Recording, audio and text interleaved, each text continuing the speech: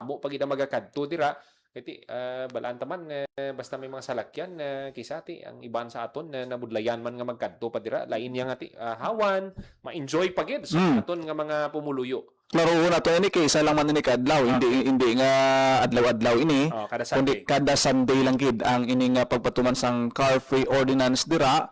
Busilingon ti mga motorista ta pwede man maka-utilize ang iban nga mga lagyan sang sa adlaw sang Domingo, no? Nga sabihin matagan ligwa ang pila ka mga aktibidad dira sa may area sang Iloilo Sunset Boulevard.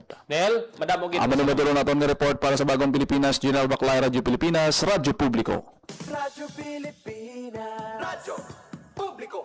Radyo Pilipinas. Radyo Pilipinas. Radyo Publiko. Radyo Pilipinas.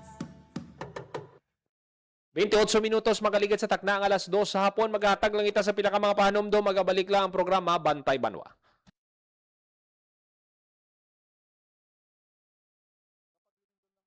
Normal lang bang matakot? Aba, oo naman. Pero ang mahalaga, alam mo ang gagawin. Tulad ng duck, cover, hold. Duck, umupo agad para maiwasang matumba dahil sa lindol. Cover, protektahan ang sarili sa mga pwedeng ma-fall sa iyo. Hold, huwag mo nang tatakbo palabas. Hintayin tumigil ang lindol at pakiramdaman ng paligid bago lumabas ng bahay o gusali. Lagi ang tandaan para mabawasan ang pangamba sa oras ng sakuna. Duck, cover, hold. Hashtag, panatag ang may alam. Maging panatag Pilipinas.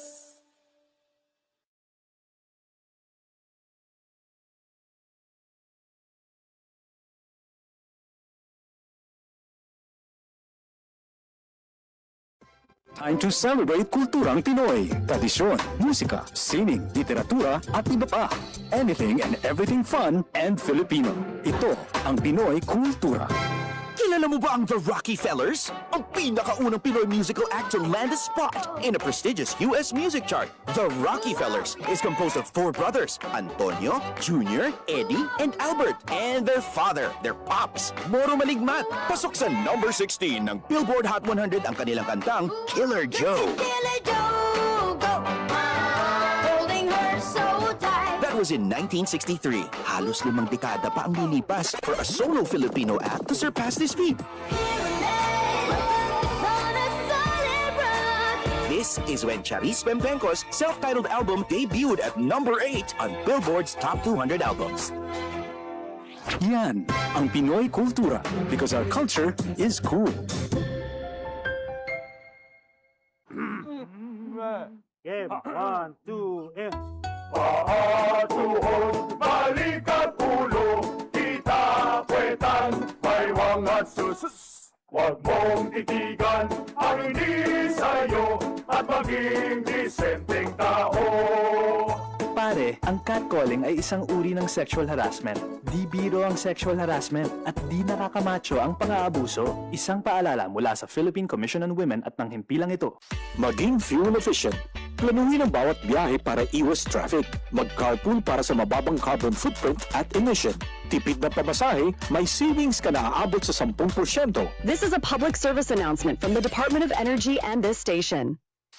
Maging fuel efficient, siguraduhin na walang bagahe na di kinakailangan sa sasakyan. Magmaneho ng wasto at iwasan ang idling. May savings ka na aabot sa 15%. This is a public service announcement from the Department of Energy and this station. This is a public service announcement. Discipline is the key. Umiwas sa aksidente sa daan.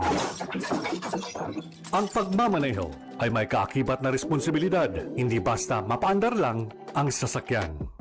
Kilatisin ang sarili, ang kahandaan sa manibela, siguruhing inyong konsentrasyon ay hindi magagambala. Importante rin na ating laging isipin, init ng ulo ay huwag pairalin, bagkus kaligtasan ng lahat ang siyang dapat unahin. Isang mahalagang paalala mula sa Presidential Broadcast Service at Radyo Pilipinas, Radyo Publiko, 738. This is a public service announcement. Public service announcement. From PBS, Presidential Broadcast Service at Radyo Pilipinas, Radyo Publiko, 738. Time to celebrate kulturang Pinoy. Tradisyon, musika, sining, literatura, at iba pa. Anything and everything fun and Filipino. Ito ang Pinoy Kultura.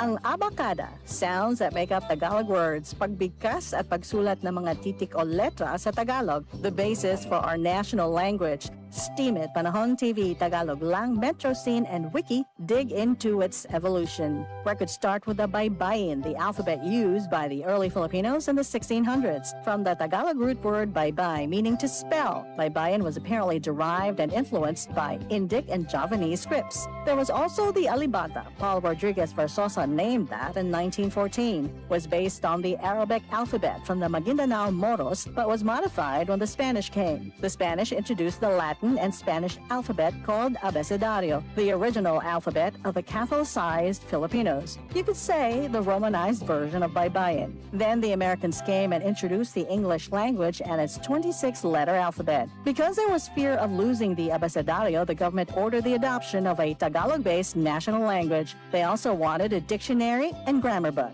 That's where writer and former Senator Lope K. Santos comes in. In 1939, he developed ang Balarila ng Wikang Pambansa. Abacada became the national alphabet from 1940 to 1976. Noong 1976, ang Department of Education, Culture, and Sports ay nag-issue ng revised alphabet. Dinagdag ang mga letrang C, CH, F, J, L, N, Q, R, R, V, X, at Z. They called it Enriched Alphabet or Pinagyamang Alpabeto. More tweaks follow, and in 1987, the Filipino alphabet was published yet again with 28 letters. What you'd recognize is our modern alphabet. 26 letters from the Latin alphabet and the Spanish N or Enye and NG or Nang.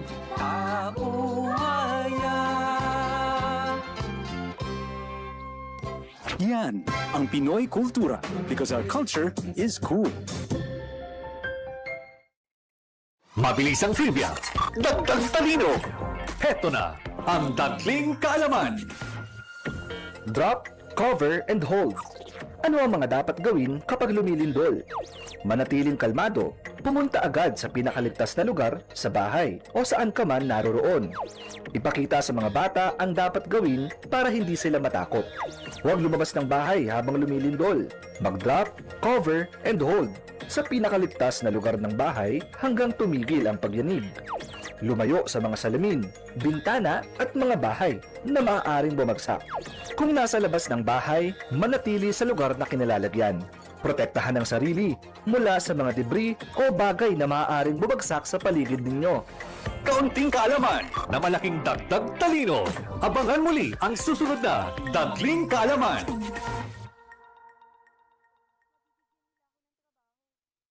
Akong gawing singer. Sa abroad daw. Doon ako pupunta para magtrabaho. Hindi niya sinabi yung trabaho ay sumayaw ng nakahubad. Kinulong ako kasama ng mga ibang babae at hindi pinakain. Umabot ako ng Singapore. Pinilit naman ako makipagtalik sa mga foreigners. Doon ako nabuntis. 15 years old lang ako noon. Dito sa Pilipinas, 100,000 na bata ay pinapasok sa sex trade. Ang child trafficking ay isang krimen. Mag-report sa Action Line 02-1343.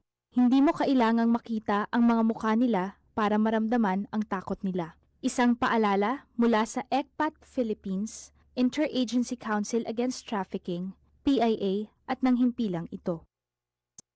Time to celebrate kulturang Pinoy. Tradisyon, musika, sining, literatura, at iba pa. Anything and everything fun and Filipino. Ito ang Pinoy Kultura. Flight PR 1043, now boarding. Hey, that's us! Vacation, here we go! Always love flying the first and oldest commercial airline in Asia, our very own flag carrier, Philippine Airlines. Dreaming of love while cruising at high altitudes. Did you know this track was specifically made for Philippine Airlines back in the 70s? Composed by Jose Marichan and arranged by Ryan Cayabyab. Closer to heaven, we're 30,000 feet brings back good old memories, at the same time, creating new ones with the new generation. Oo, ang ganda pa naman ng kanta. Leave all your worries as we soar over the clouds. I don't know about you, but I always feel a sense of pride every time I see our flag carrier on airports or up flying high in the sky. They'll be shooting stars through time and space. Yan ang Pinoy kultura because our culture is cool. Time to celebrate kulturang Pinoy. Tradisyon, musika, sining, literatura at iba pa. Anything and everything fun and Filipino. Ito ang Pinoy kultura. Naaalala niyo pa ba ang mga katagang ito? Amoy pawis, amoy araw. Ano ba yan? Puro sugat ka na naman! Bakit wala na naman kapares yung tsinelas mo? Ang dungis mo! Ayos lang, di ba? Masaya naman tayo naglalaro sa kalye ng sipa, patintero, agawang base, habulan, jolen, trumpo, text, at marami pang iba. Some Filipino games just show how creative we are. All we need are players and nothing else. Ang saya balikan ng ating kabataan. Kain, tulog, laro, laro, at laro. O ano, game na? Pagkabilang kong 3, nakatago na kayo! Yan ang Pinoy kultura because our culture is cool.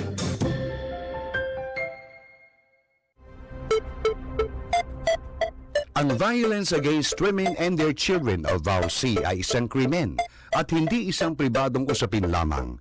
Ito ay nakasaad sa Rule 3, Section 6 ng Republic Act 9262 o Anti-Violence Against Women and Their Children Act of 2004. May obligasyon ako, ikaw, tayong lahat. And vow now, it's our duty. Ang paalalang ito ay hatid sa inyo ng Philippine Commission on Women at ng himpilang ito.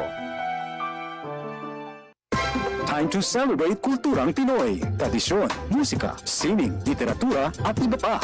Anything and everything fun and Filipino. Ito ang Pinoy kultura. Sigaw ng mga debotong Katoliko sa tuwing pista ng Sinulog, Pit Señor or Viva Pit Señor, which means Call on Señor Santo Niño, the Holy Infant Jesus, or Hail Lord, listen to our prayers. In 1521, Portuguese explorer Ferdinand Magellan arrived in Cebu to spread Christianity. He handed the image of the Christ child or Santo Niño to Raja Humabon, who got baptized as King Carlos and his wife Queen Juana. Nagsimula ang pista ng Sinulog taong 1980 sa Cebu upang parangalan ang mahal na Santo Niño. Ang sinulog ay nanggagaling sa salitang Cebuano, sulog, na ibig sabihin agos ng ilog sa Cebu, kung kaya't ang sinulog dance ay atras abante. Tuwing 2 linggo ng Enero, isang babaeng bihis Reyna Juana ang umiindak hawak ang imahe ng Santo Niño sa magarbong parada ng sinulog. Pinaniniwalaang milagroso ang Santo Niño at nakapagpapaalis ng masamang espiritu. Come to Sinulog Festival and see for yourself. You'll be amazed with the colorful and intricate costumes of performers. Yan ang Pinoy kultura because our culture is cool. 40 minutos, magkaligas sa tagna alas 2 sa hapon. Patay ka muna kapamati dito sa Japon sa programa. Literatura at iba pa. Anything and everything fun and Filipino. Ito ang Pinoy kultura.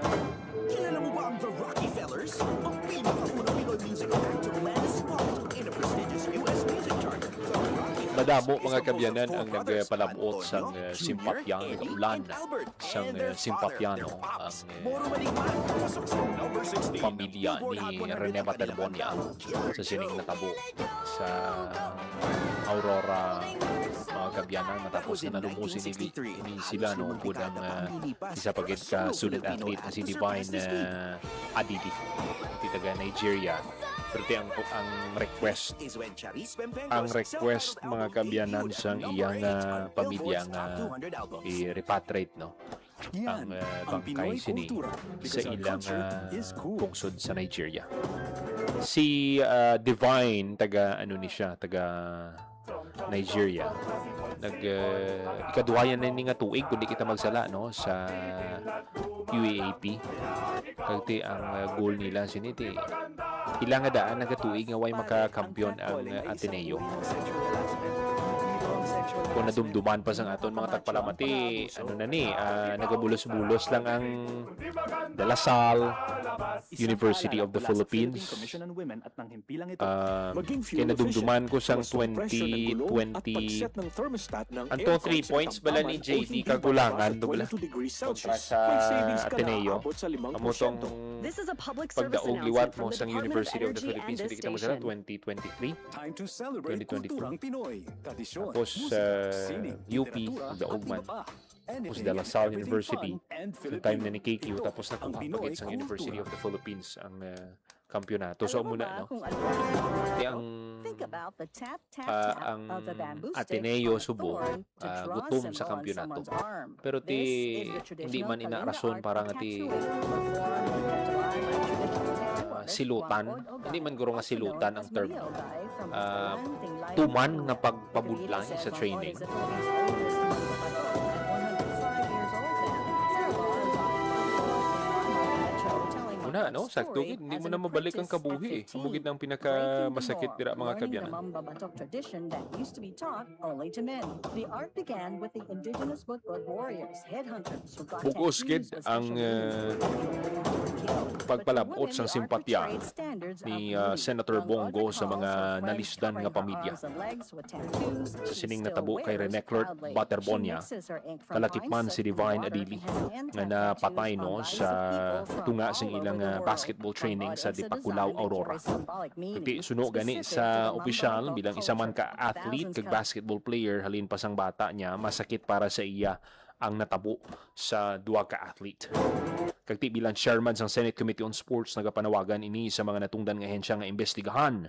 Kag ti dapat magwa ang kamatuoran kag matumod kung ano gid ang natabo. Inaabi-abi man sang opisyal ang initiative sa Philippine Sports Commission nga maghiwat sang gilayon nga pagsapol no tuhoy sa insidente. Importante man sunod sa opisyal ang safety sang tanan sa training.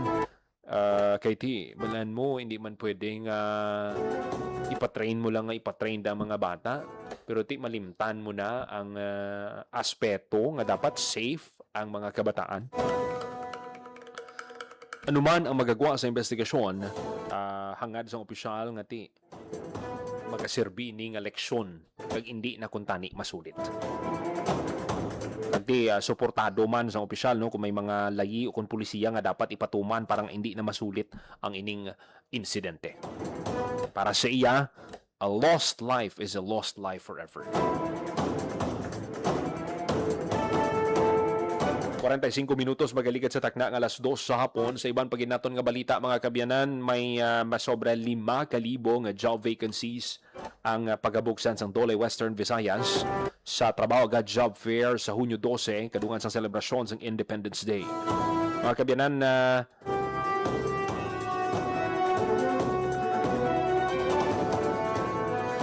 ato ni pabati sa inyo no ang interview sang mga katapo sang media kay Dole 6 Regional Director Sixto Rodriguez kay iban pagid nga mga officials sang Dole Western Visayas.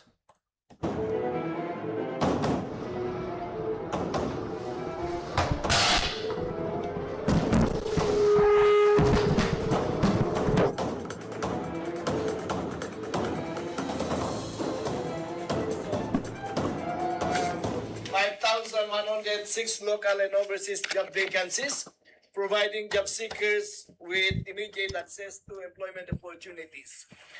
As of this morning, we have already recorded at least 443 registered job seekers. Ganun kagad karami yung nag-apply sa atin, reflecting the strong interest and confidence of our workforce.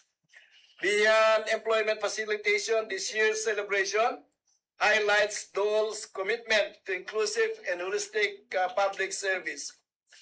Through our one-stop shop, partner agencies will be providing essential government services in just one venue. So all our partners agencies will be there to assist our job applicants. We will also conduct the releasing of the DLIP checks, yung ating Kadigwa and Livelihood Fair featuring 40 sellers. and TUPAD payouts across all provinces. For our TUPAD payout, we have also that Brigada Eskwela. Meron din tayong payout.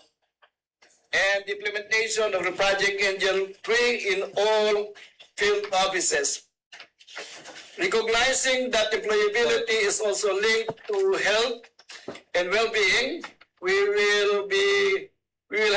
have partnered with the Department of Health to provide free medical services. So meron tayong free medical services in that venue, including urinalysis, HIV screening, mental health screening, and general medical consultation for job seekers.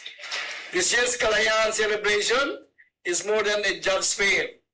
It is a demonstration of government collective effort to create opportunities, deliver services closer to the people, and ensure that every Filipino enjoys the freedom to pursue decent work, sustainable livelihood, and better future. Good morning, everyone. Thank you. People, celebration natin ng Independence Day, no? We will also be launching, sir, the World Day Against Child Labor on June 12. The whole world actually celebrating the World Day Against Child Labor on June 12. And we will be simultaneously launching that celebration. Yung provinces po natin will conduct caravans, especially here in Iloilo, in support po of the programs to eliminate and prevent child labor in the region and in the whole Philippines as well. We will also be conducting, actually right now, we are conducting high-impact, high-visibility inspection sa mga construction sites po natin here in Region 6. So lahat po ng mga inspectors natin today until tomorrow are out for inspection sa ating mga construction sites. This is the initiative of our Honorable Secretary Francis Tolentino, in response sa mga recent events po natin, especially sa construction sites. So we partnered with our partner agencies, national government agencies such as SSS, PhilHealth Pag-ibig, DPWH, ang mga LGUs po natin concerned, no, para puntahan ang mga construction sites na ongoing po dito to ensure that the workers in this industry is protected, especially sa occupational safety and health po na aspect. Good morning.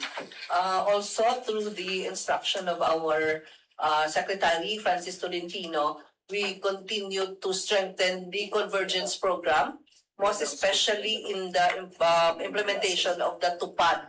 So, the convergence with DepEd is, of course, the Brigada Eskwela. So, ongoing pa na ang atong Brigada Eskwela.